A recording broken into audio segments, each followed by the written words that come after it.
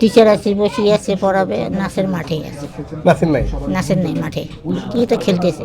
এই যে ক্রিকেটার হওয়ার পিছনে আপনার নাকি অবদান বেশি, আঙ্কেল যেটা বললো, হ্যাঁ। মানে ছেলেকে, ছোট ছেলে বলে কি বেশি আদর থাকতো? উনি তো কি করে, কি বাসায় থাকতো না, চাকরি ব্যাপারে বাইরে থাকতো, বাসায় তো আমি থাকতাম, ওর চাচারা থাকতো, এরাই কি করে।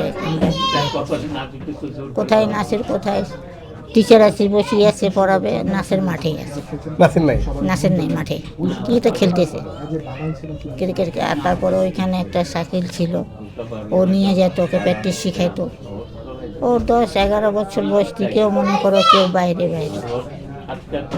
ছোটবেলা থেকে বেশি ঝোঁক ওই খেলার উপরে, ফুটবল হোক, ক্রিকেট হোক, এগুলোর উপরে বেশি।